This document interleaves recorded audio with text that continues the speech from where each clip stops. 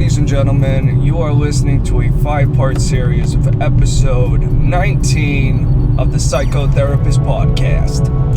I am your psycho host, Malcolm Clancy, and as always, I will be under the microscopic laser psychoanalysis of the mighty Dr. Bob.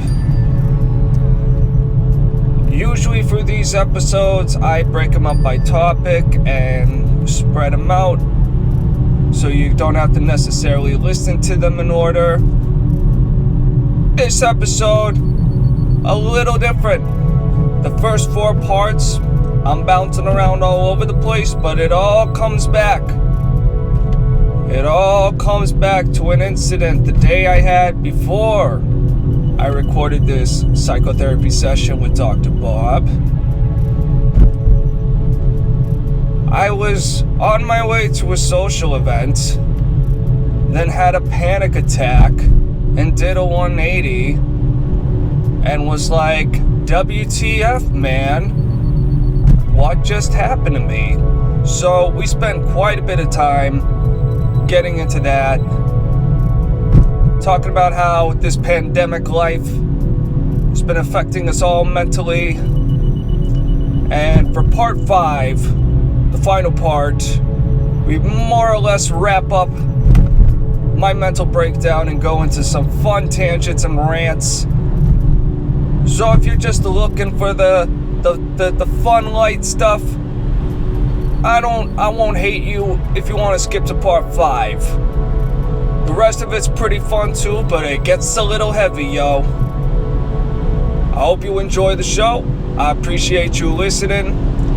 This is the Psychotherapist Podcast. We all about honesty, promoting mental health, making a better world, and providing you fine people a little entertainment too. Peace. We're good. Just wanted to make sure it worked. Okay. Yeah, so we are rolling. Okay, start us up. Well, good morning, everyone. We spoke off mic for a few minutes. We have a very dense agenda item list. We probably won't get to all of it, but just to rattle them off for the audience real quick. Number 1, I had a mini mental breakdown yesterday. 2, Chris Saenz committing suicide. He's a guy who broke a story on Bill Clinton. We may or may not get into that. Bob's come up with some 4 concepts recently developed from the pandemic and neuroscience studies, and a lot of cool stuff is happening. And then finally, we may wrap up with me talking about getting on TikTok. So there we go. Okay, and that's a pretty hefty agenda. I didn't ask you when we talked before we started recording. The last few, I hope people listen, were excellent. And I assume you will be breaking up these into smaller segments as well? As best I can. Okay. There are certain sections that are easier than others. Like, for example, with last week's part 2, which was 25 minutes, I wanted to break it up, but there was really just no good point, except maybe 3 minutes in, and then I'm just putting out a 3-minute clip, and it just didn't seem worth it, so... But okay. Yeah, I'm just going to be a little flexible and aim from anywhere from 10 minutes to hopefully max 30 if it's a really dense, heavy, whatever conversation that stays on one topic. Yeah, well, you call the pauses, okay, and I'll just roll along with it, okay? Yeah. I just sprayed We'll just handle it in post. It's fine. Excellent. I just sprayed some, oregano, lavender spray around me so that it'll accentuate my senses, so I'll be more alert and focused. Nice. So I'm good to go. All right. I'm most, as your therapist, I'm most interested in this mini mental breakdown. Obviously, I haven't heard about it. So is that something you'd be willing to start off with? Yeah, I was about to suggest that. So let me just move the mic real quick. All right, so this was something that happened yesterday, unexpectedly.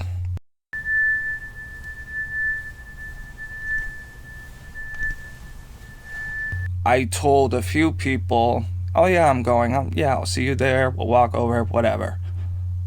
You know what I mean? So I was Yeah.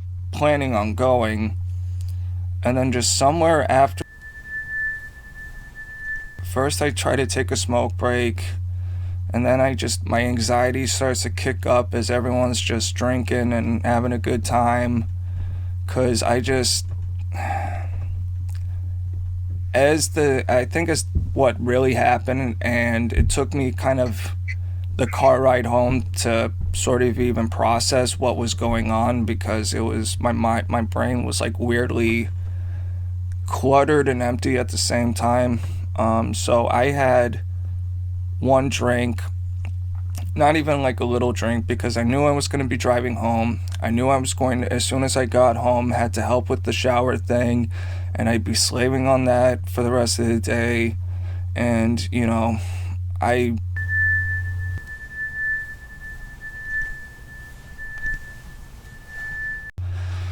but someone brought her a glass of wine, and she said, "Here, buddy, do you want some wine?" And I said, "Okay, just a little." So she poured me a cup and was gonna pour more, and I was like, "That's plenty." And I just had a little, and I started to get, just as I was talking to her, starting to get into my own head over the shower and stuff, because I'm like, oh, I can't wait to go back to the nightmare. And also, it didn't help that I had a totally different perspective of what it would be, because I didn't know until this morning that I wasn't supposed to be like interacting with everyone, Okay. which maybe would have had a different outcome, because I wouldn't care nearly as much about being hungover and exhausted from not sleeping after. I think another factor was just it's not like I haven't slept at all, but all week I've been waking up in the middle of the night because it's just been too hot in my room, and walking down to the TV room couch and then sleeping on the couch and then getting up, for work or whatever. So it didn't like destroy me, but it just like, this was going on every day on top of that. And as soon as I had that sip of wine, I just started thinking, what if I get pulled over on the way, the drive home? What if I have too much? Because as soon as I had a sip, I wanted a lot more, and I had to really, put myself in a mentally, internally contentious spot where I really just had to say no, no, no, Okay. And I just kind of got into a dark place where, I was just expecting something to go wrong. Not even like the gathering. Although it was weird how my social anxiety did kind of a 180, because this post-pandemic, I was so relieved to be surrounded by people that weren't mentally ill. It was very refreshing. And I've even, over the last couple of weeks, I've made it a point to a little more than I would have. Okay, that's a good thing. And it's been nice and whatever. And I don't know, why it bothered me so much is that I just felt like a phony, because I told people I was going to go, and now all of a sudden I'm doing a 180 at the last second. So that made me feel kind of bummed out for the car ride home. But the good news was that... Oh, wait a minute. What was the 180? You went to this event, right? No. Oh, you didn't? Okay. There was like a pregame going on, and I was like on the outside of it. And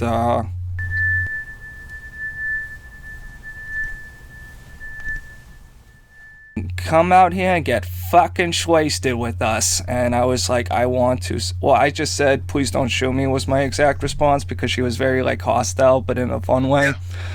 And I don't know, man. I really wanted to, but the good news is that once I got home, I had no more time to feel like an asshole, because as soon as I got home, I had to rescue Harry from the clutches of the savages. Like, he literally, as soon as I came home, was like, dude, save me, get me away from these people. They have been screaming all day.